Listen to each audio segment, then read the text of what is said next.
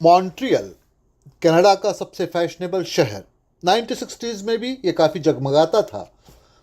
फिल्में बनती थी, मॉडलिंग होती थी, मगर बावजूद इसके इस पर फेमिनिज्म का इफ़ेक्ट था। फेमिनिज्म फीमेल्स को बहुत ज़्यादा राइट देना, उनको और ज़्यादा सिक्योरिटी देना, क्योंकि अब तक के उनके साथ में काफ़ी इनजस्टिस हुआ है, इस बात को मानने वाली जो टेंडेंसी है उसको फेमिनिज्म कहा जाता है। दरअसल इसकी शुरुआत कुछ ऐसी हुई थी कि वेस्टर्न कंट्रीज़ में पर्ल्स बक का उस वक्त काफ़ी दबदबा था। जो वो लिखती थी उसको बड़े चाव से पढ़ा जाता। उन्होंने ही कहा था कि अगर वेस्टर्न सोसाइटी ने और ख़ास करके नॉर्थ अमेरिका ने इतनी प्रोग्रेस की है तो इसमें फ़ीमेल्स का बहुत बड़ा हाथ है, और चूँकि सोसाइटी ने उनको बहुत सारे राइट्स दिए हैं, इससे उन्होंने सोसाइटी के प्रोग्रेस में अपना कंट्रीब्यूशन भी किया है।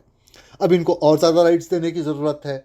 उन्होंने अपनी बात को समझाने के लिए नॉर्थ अमेरिकन फीमेल्स का कंपैरिजन एशियन फीमेल से किया। उन्होंने कहा कि आप एशिया में देखिए साहब, फीमेल्स को किस तरह से दबा कर रखा जाता है, उनके राइट्स उनको नहीं दिए जाते।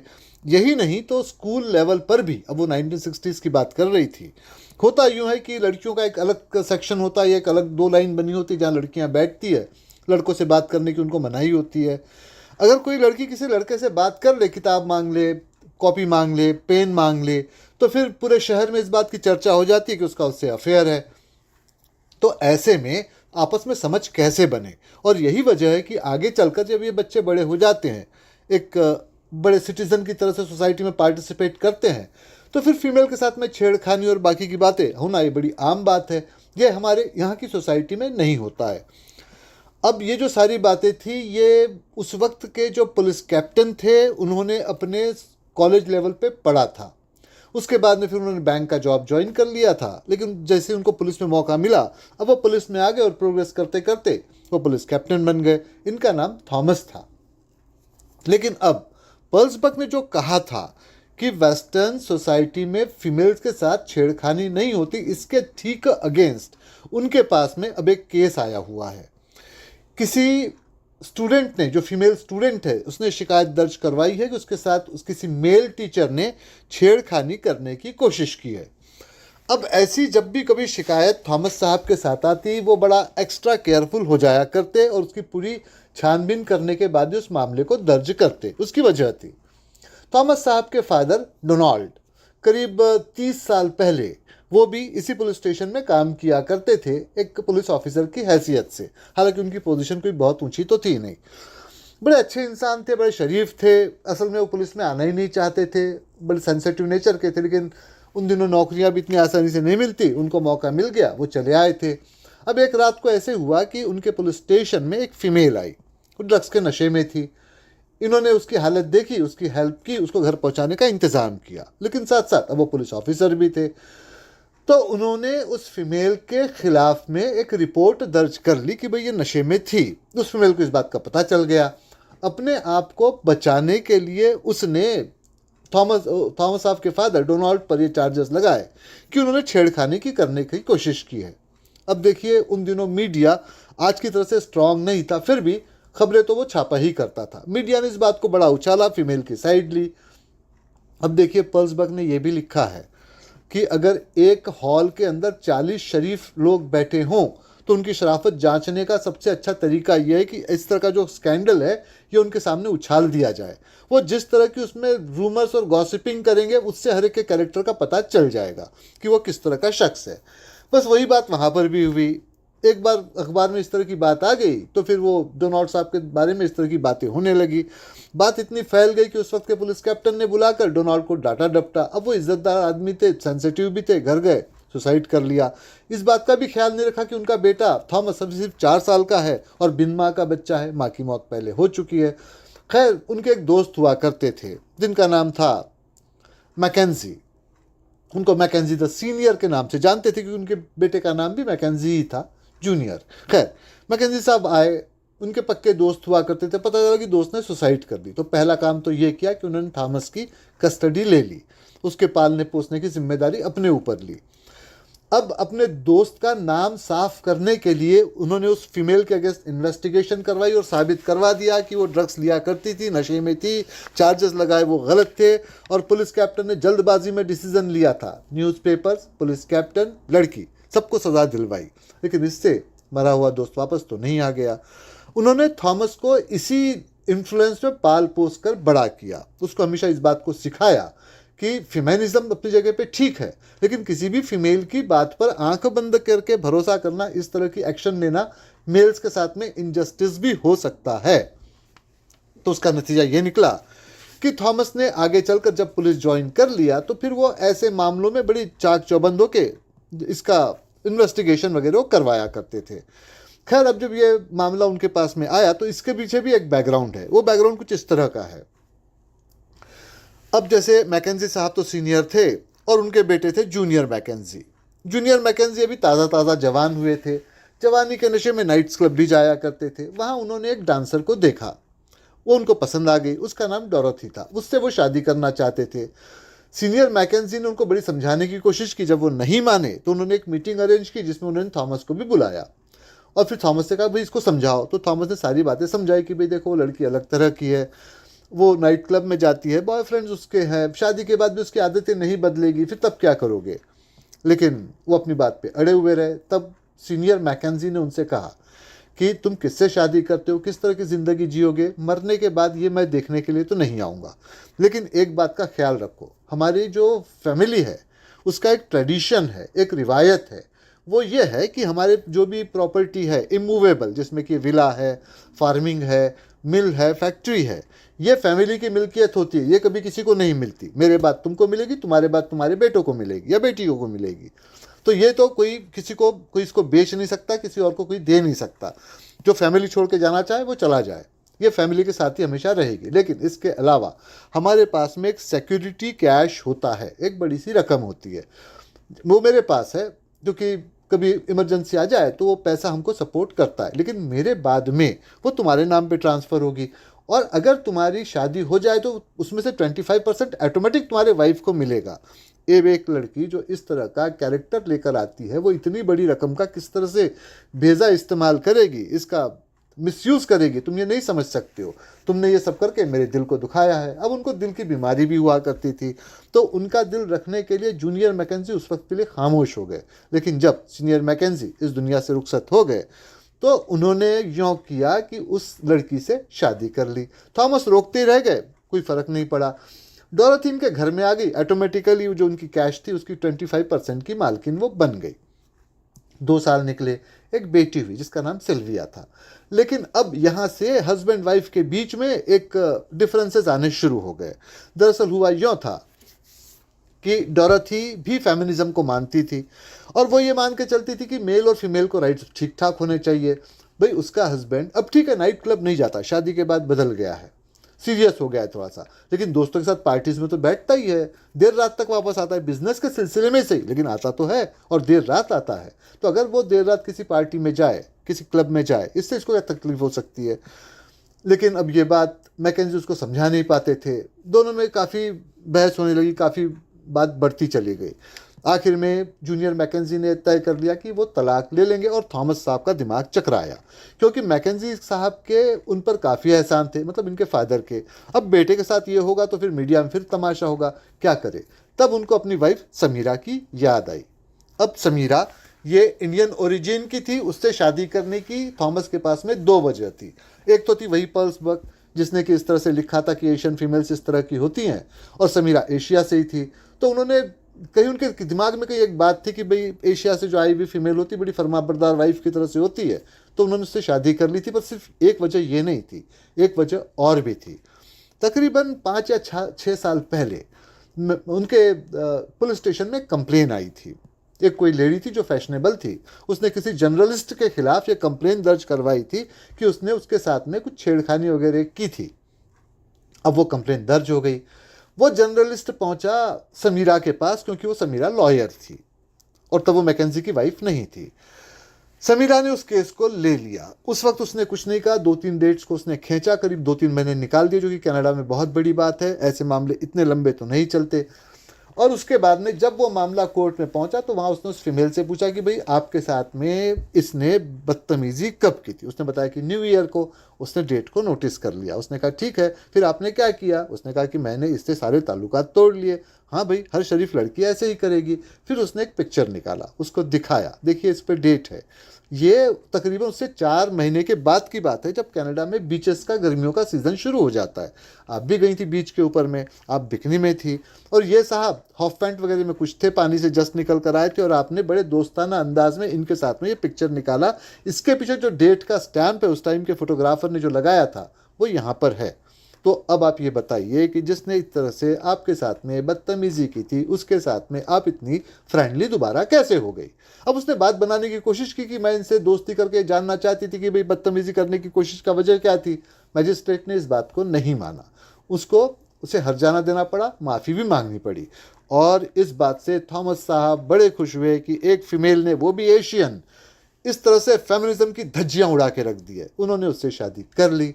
अब उसी समीरा को लेकर वो मैकेंजी और उनकी वाइफ डॉरथी से मिलने गए।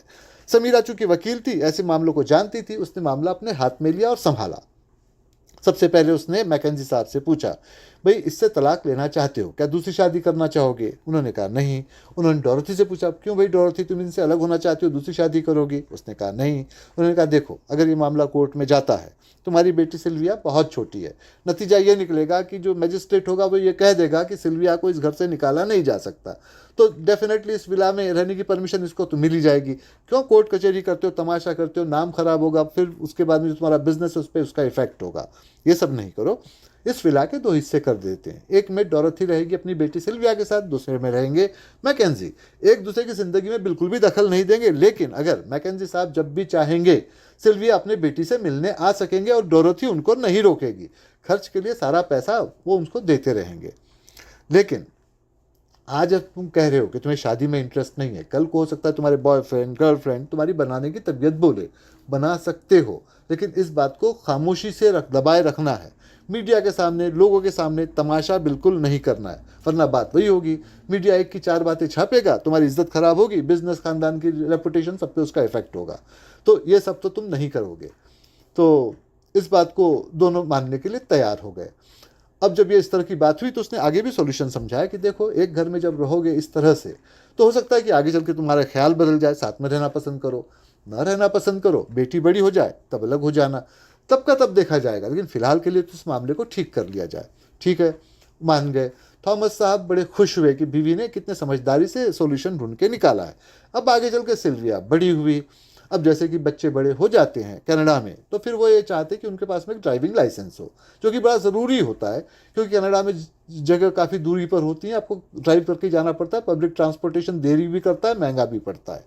दूसरी बात यह है कि जब आप इस तरह से ड्राइविंग करना शुरू करते हो तो आपको उस ड्राइविंग एग्जामिनेशन सेंटर पे जाना होता है, वहाँ आपका एक रिटर्न टेस्ट होता है, आपको जीवन लाइसेंस मिल जाता है, बताया जाता है कि आप किसी से थोड़ा ट्रेनिंग ले लो, उसके बाद में आप किसी एक्सपर्ट ड्राइवर के साथ प्रैक्टिस करो। मतलब ड्राइविंग सीट पे आप रहोगे और बगल के सीट पे कोई ऐसे होगा जिसका जी लाइसेंस हो, जो फुली लाइसेंस्ड हो, एक्सपीरियंस ड्राइवर हो।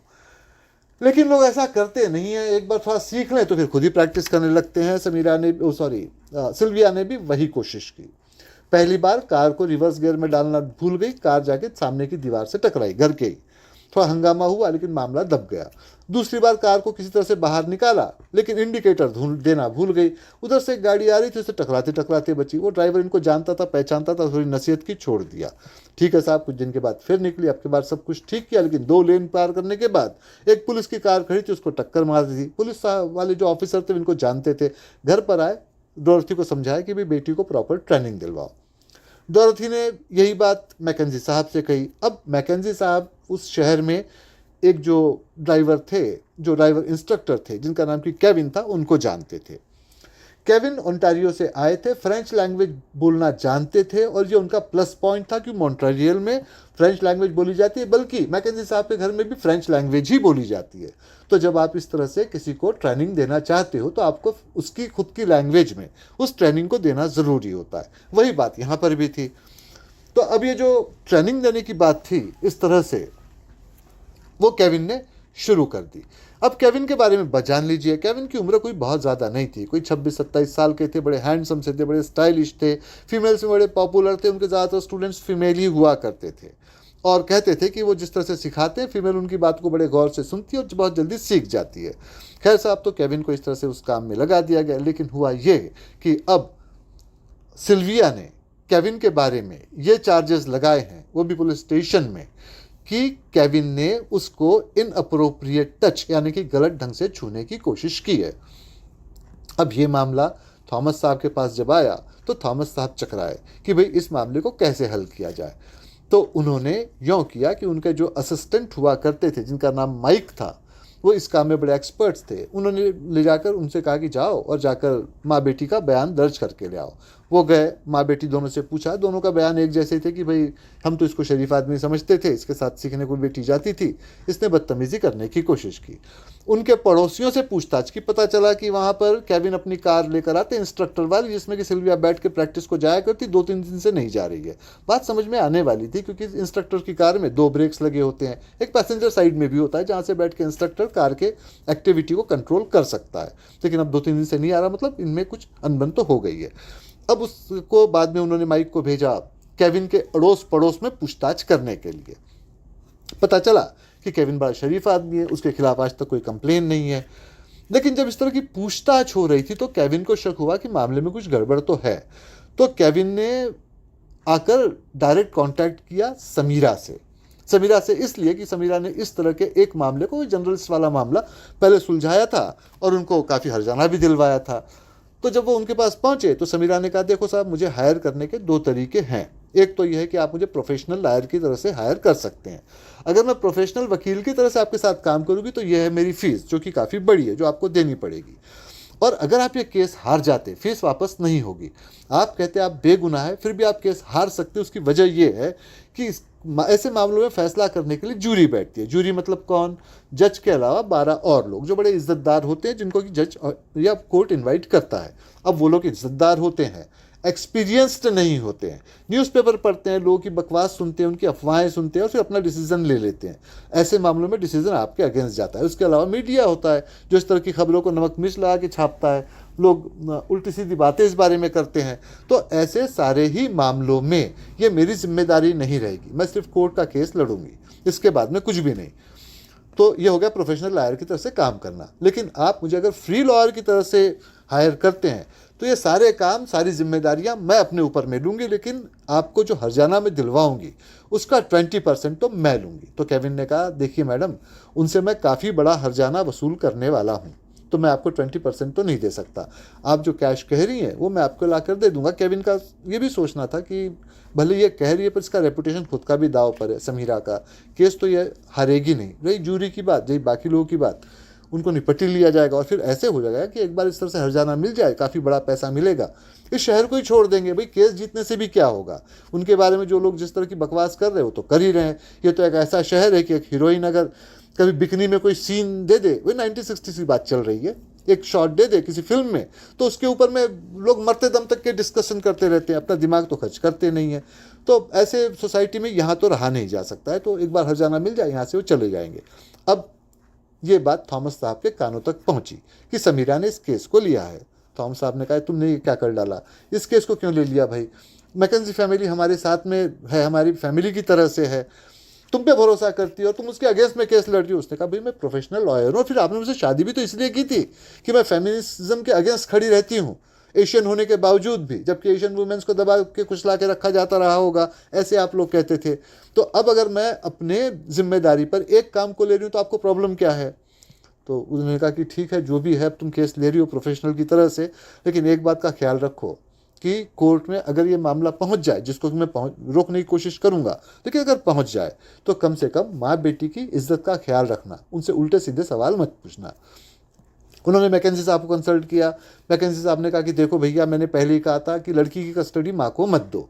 मैं लड़की से मिलने रेगुलर पहले जाया भी करता था, लेकिन होता यह था कि जो डॉरथी थी यानी मेरी बीवी, मुझे जलाने के लिए जानबूझ के जली कुटी बातें करती और अपने फिर बॉयफ्रेंड्स बना के ले आती। मैं जानता था कि उनसे बुरे रिलेशंस नहीं है, मगर मुझे जलाने के लिए उनके साथ वो बर्थडे सेलिब्रेट कर रही है, मैरिज एनिवर्सरी सेलिब्रेट कर रही है, न्यू ईयर सेलिब्रेट कर रही है। तो मैंने उस लड़की से मिलना ही छोड़ दिया अपनी बेटी से, और बेटी भी माँ के फेवर में ज़्यादा थी। तो अब बेटी अगर माँ के नक्शे कदम पे चल रही तो इसमें मैं क्या कर सकता हूँ? तो मुझे इस बारे में मत घसीटो, अगर मामला बहुत सीरियस हो जाएगा तभी मुझे बुलाना, वरना तो मेरा नाम भी इसमें उछलेगा और मैं इसमें कुछ कर भी नहीं सकता हूँ, बेटी मेरी बात थोड़ी ना मानेगी। तो अब ये कुल मिला के यूँ मामला बन गया था। तो खैर एक दिन ऐसे कुछ पता चला कि केविन पर किसी ने अटैक कर दिया है। उन्होंने माइक से पूछा कि भाई देखो जाके पता करो कि क्या मामला है। माइक ने थोड़ी पूछताछ की और तब पता लगाया कि डोरोथी का कोई बॉयफ्रेंड था। गलत ताल्लुकात तो नहीं थे, बस बर्थडे सेलिब्रेट करने आ जाता था, जवानी के जोश में केविन के ऊपर में उसने अटैक कर दिया। लेकिन केविन ने इस मामले को पुलिस में दर्ज नहीं करवाया है। अब थॉमस अपने वाइफ को थोड़ा बहुत जानते थे। उन्होंने कहा कि ये तो समीरा की ही चाल हो सकती है, अटैक किया ना, अभी वो कुछ नहीं बोलेगी। जर्नलिस्ट के केस में भी वैसे ही किया था, जब कोर्ट में मामला पहुंचा था तब जाके उसने उस बात को खोला था। अभी नहीं बोलेगी, कोर्ट में इस मामले को खुलवाएगी कि केविन बेगुनाह है क्योंकि उस पर इस तरह से अटैक हुआ है। तो अब डोरोथी के किसी बॉयफ्रेंड ने इसको किया है तो मामला तो और बिगड़ सकता है। तो ठीक है भाई, इस बात को दबी रहने दो, इसमें ज़्यादा बातचीत नहीं निकालो। खैर अब वो माइक ने सारी तफ्तीश की, उनके पास में लाकर दे दी। तो थॉमस साहब ने ये किया कि एहतियात की तरह से दोनों पार्टीज को बुला लिया, यानी कि डोरोथी को भी और केविन को भी। उनसे कहा कि देखो भाई, ये मामला कोर्ट में पहुंचेगा तो बड़ा हंगामा होगा, दोनों की बेइज्जती होगी, ये सारा कुछ क्यों करते हो, यूँ कर लो कि इस मामले को यहीं आपस में बैठ के सुलझा लो। केविन माफ़ी मांग लेगा, मामला ख़त्म हो जाएगा। लेकिन डोरोथी ने कहा कि नहीं, ऐसा नहीं होगा, मुझे इससे सज़ा दिलवानी है। और केविन ने कहा माफ़ी क्यों मांगूँ, भाई मेरी कोई गलती नहीं है, मुझ पर इस तरह का इल्ज़ाम लगाया जाए तो उसके लिए मैं क्या कर सकता हूँ। तो अब वो थॉमस साहब के हाथ से तो बात निकल रही थी, तो उन्होंने कहा ठीक है भाई, अगर तुम नहीं कहते हो तो जाने दो मामला कोर्ट में। अब वो मामला कोर्ट में पहुंचा। सरकारी वकील ने केविन से खोद खोद कर सारे सवाल पूछे, हालांकि माँ बेटी से सरसरी तौर पे सवाल पूछे। अब इस बीच में एक किस्सा और भी हुआ था। अब ये तो जानते थे थॉमस साहब अपने वाइफ को बड़ी अच्छी तरह से कि वाइफ जिस तरह से बर्ताव करती है वो उसके पास में कुछ पत्ते तो छिपे हुए हैं। एक तो केविन पे अटैक हुआ तो वो बात है, लेकिन कोई और एक बात है जो उसने पता कर ली होगी। तो इसको कहीं ना कहीं से दबाए रखने के लिए हमें भी कुछ करने की ज़रूरत है। तो उन्होंने माइक से कहा कि देखो ये पता करो, अगर केविन ने ये ऐसी हरकत की है तो जाहिर सी बात है कि ऐसा भी पहले उसने कभी किया होगा, पता करो कि कोई और है क्या इस मामले में। अब माइक इस काम में बड़े एक्सपर्ट थे, यहाँ वहाँ घूमे, बहुत ढूंढा। उन्होंने कैली नाम की एक लड़की के बारे में पता किया।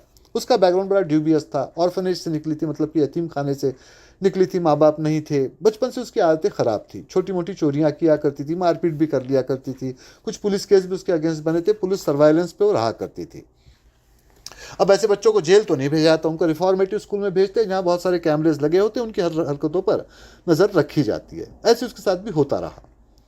तो उसका नाम कैली था, तो उस पर ये सारी नज़र रखी जाती थी।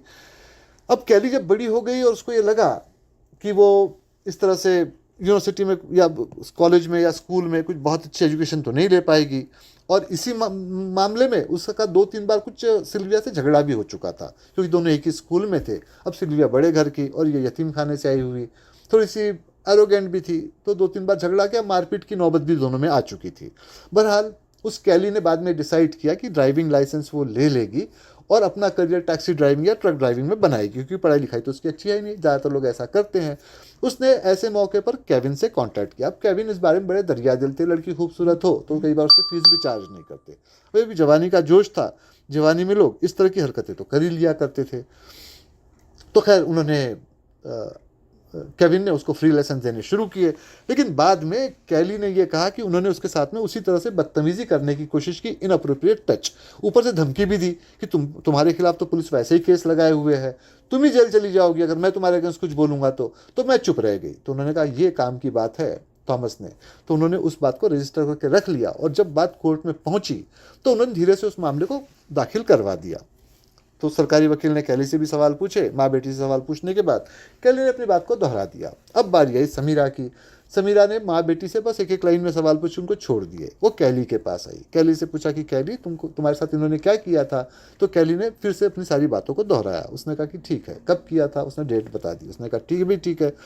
अब देखो कैली कि ये बात पुलिस रिकॉर्ड में नहीं है क्योंकि इसको आने नहीं दिया गया है, लेकिन मैं एक पुलिस ऑफिसर को जानती हूँ। तुम एक रात को सड़क के ऊपर में शराब पीकर बदतमीजी करते हुए घूम रही थी, उस पुलिस ऑफिसर ने तुमको रोका था। चाहे तो उनको इस कोर्ट में गवाही के लिए बुलाया जा सकता है, तो उसने तुमको रोका था। और तब जबकि तुम्हारे अगेंस्ट केस रजिस्टर होने ही वाला था क्योंकि तुमने उससे बदतमीजी कर दी थी, तो उस पुलिस ऑफिसर ने तुमको एक मौका दिया कि तुम अपने सफाई में किसी को बुलवा लो, और तुमने केविन को बुलवाया था, और केविन ने आके वहाँ कहा था कि भाई मेरे पार्टी में ये थी, गलती मेरी है, शराब मैंने सर्व की, इसको मुझे घर ड्रॉप करना चाहिए था, मैंने ऐसे ही जाने दिया, मेरी नज़र से निकल गई, भाई मैं माफ़ी चाहता हूँ। तब उस पुलिस ऑफिसर ने केविन की बात पर भरोसा करके तुमको छोड़ दिया था। तो एक आदमी बदतमीजी 4 महीने पहले करता है और उसको तुम बुला लेती हो। तो उसने कहा कि भाई वो मैं किसी और को नहीं जानती थी, तो मैं इनको जानती थी, इन्हीं को बुला लिया। उसने कहा इस भरोसे के साथ कि आदमी तुम्हारी तब भी मदद करेगा। और फिर उसने उस पर सवालों की झड़ी लगा दी। कैली टूट गई। उसने चिल्ला कर कहा कि मुझसे क्या पूछते हो, ये बात सिल्विया से पूछो। सिल्विया चाहती थी कि केविन उसके बॉयफ्रेंड की तरह से रहे। केविन ने कहा कि भाई मेरी पहले से कोई गर्लफ्रेंड, इससे मैं शादी करना चाहता हूँ। तो सिल्विया भड़क गई, उससे बदला लेना चाहती थी। उसने मुझसे कहा कि देखो भाई, इस तरह से हम दोनों मिलकर उस पर चार्ज लगा देंगे तो हो जाएगा काम, और जो भी कुछ पैसे होंगे वो मैं तुमको दे दूंगी, मुझे पैसों की ज़रूरत तो होती है। तो मैंने इस बात को मान लिया और चार्जेस लगवा दिए। अब सिल्विया वहाँ पर भड़क गई। उसने गालियां देनी शुरू कर दी कैली को, और जब मजिस्ट्रेट ने बीच बचाव करने की कोशिश की, सिल्विया ने कुछ चीज़ उनके तरफ भी उछाल दी। मजिस्ट्रेट ने वहीं पर ही उस कार्रवाई को रोक दिया। जूरी से कहा कि भाई आप लोग तो थोड़ा वेट कीजिए, इस मामले को मैं निपटता हूँ। उसने सबको बुलाया एक जगह। उसने कहा कि देखो भाई, लड़कियां छोटी हैं, इसलिए मैं माफ़ कर रहा हूँ, क्योंकि ये आगे चल के कोर्ट में केस जाएगा तो दोनों को सज़ा हो जाएगी। असल में वो फिक्र कर रहे थे सिल्विया की, और वो भी वजह ये थी कि वहाँ पे मैकेंजी साहब बैठे थे जो काफ़ी इज्जतदार और बड़े नामी थे। उन्होंने कहा आपस में बैठ के मामले को सुलझा लो, मैं यहीं पे मामले को ड्रॉप कर देता हूँ, वरना जूरी तो बैठी है, मामला बिगड़ जाएगा। अब सब एक साथ बैठे तो केविन ने कहा भी मेरी तरफ से समीरा बात करेगी, मुझे इसमें कुछ नहीं कहना। समीरा ने कहा कि देखो भाई, केविन का करियर यहाँ ख़त्म हो गया, उसको इस शहर को छोड़ के जाना पड़ेगा, तो उसको हर्जाना भी देना पड़ेगा। उसने एक बड़ी सी रकम बताई। अब जब वो रकम बताई तो मैकेंजी साहब ने कहा कि नहीं भाई, मैं रकम तो नहीं दूंगा।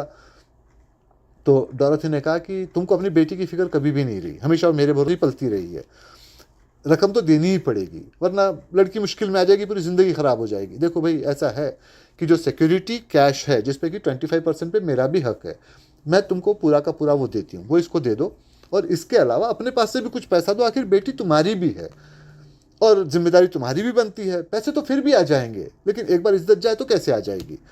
अब उन्होंने जब इनकार किया तो थॉमस ने बीच बचाव किया। थॉमस ने कहा कि देखो केविन, देखो मैकेंजी, मैं तुमको भरोसा दिलाता हूँ, तुम्हारे पैसे जो है वो सेफ ही रहेंगे, लेकिन अभी के लिए इसको दे दो,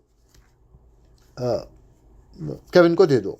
अब उन्होंने उनकी बात को माना, एक चेक साइन किया, दे दिया। केविन ने चेक को लिया, वहाँ से वो निकले, और सब लोग उसके बाद में फिर अपने अपने घर को लौट पड़े। अब ऐसे में उन्होंने बुलाया माइक को, वही जो उनके असिस्टेंट थे थॉमस के। उनसे कहा कि देखो मामला तो हल हो गया, अब तुम्हें कुछ एक बातों का पता लगाना है। पहली बात तो ये कि केविन की गर्लफ्रेंड कौन है, उसे ढूंढ के निकालो, उससे हमको बातचीत करनी पड़ेगी, और केविन क्या कर रहा है ये भी पता करो। तो उन्होंने ढूंढा और 3 एक दिन के बाद में बताया कि केविन की गर्लफ्रेंड या तो नहीं है, या तो वो यहाँ से गायब ही हो गई है, शहर छोड़ के चली गई है बदनामी की वजह से। मगर केविन रेगुलर किसी लड़की से मिलता था ये पता नहीं चला। लड़कियों से मिलता ज़रूर था, लेकिन किसी एक लड़की से रेगुलर मिलता था इस बात का पता तो नहीं चल रहा है। और दूसरी बात यह कि केविन ने अपने नौकरी से छुट्टी ले रखी है। पर सर, सबसे बड़ी मुश्किल तो यह कि केविन का कहीं पता ही नहीं चल रहा, वो तो लापता हो गया, उसको ढूंढने की कोशिश की जा रही है। उन्होंने कहा ठीक है, तुमने अपना काम कर दिया, अब मैं इस मामले को सुलझा लूँगा। उन्होंने फिर से वापस डॉरथी और मैकेंजी को बुलाया। उनको बुलाकर कहा कि देखो, ये बंद कमरे में बातचीत हो रही है, ये बातचीत कहीं और नहीं जानी चाहिए। उन्होंने कहा देखो भाई, पहली बात तो ये थी कि मुझे शक तभी पड़ गया था जब केविन पे अटैक हुआ था। डॉरथी के किसी फ्रेंड ने अटैक किया था, और केविन ने उसकी रिपोर्ट पुलिस में बिल्कुल भी दर्ज नहीं करवाई। जब मैंने काफ़ी दरियाफ्त की तब मुझे पता चला कि उसको ये सलाह मैकेंजी साहब ने दी थी कि वो इस मामले में ज़्यादा शोर नहीं मचाए, अगर वो मचाएगा तो मामला पहले बिगड़ा हुआ है और ज़्यादा बिगड़ जाएगा। केविन की कोई गर्लफ्रेंड पाई नहीं गई, क्योंकि केविन की कोई गर्लफ्रेंड थे ही नहीं। तो इसका मतलब ही कैली ने अदालत में इस बात को झूठ बोला था कि केविन अपनी किसी गर्लफ्रेंड के साथ था और वो सिल्विया से रिलेशंस बनाना नहीं चाहता था। ठीक है साहब, केविन ने जॉब से छुट्टी ली, लेकिन केविन अचानक ही गायब हो गया। अब जब केविन गायब हो गया तो इस बात को लेकर बड़ा हंगामा हुआ।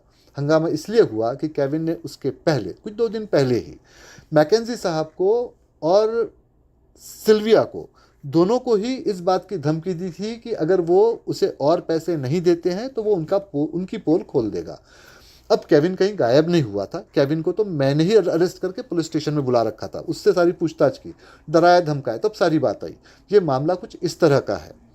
सिल्विया से मैकेंजी साहब के कनेक्शंस पहले तो नहीं थे, मगर जैसे जैसे सिल्विया बड़ी हुई, अपने बाप को देखा दिन रात काम करता है, मेहनत करता है, पैसे कमाता है, माया अलग तरह की ज़िंदगी जीती है, तो सिल्विया को फादर के लिए सिंपैथी पैदा हो गई। इसी का फ़ायदा उन्होंने उठाया, शायद बेटी के भले के लिए, कहा कि भाई देखो कल को तुम्हारी माँ के हाथ में पैसा आएगा तो सारी गड़बड़ी हो जाएगी।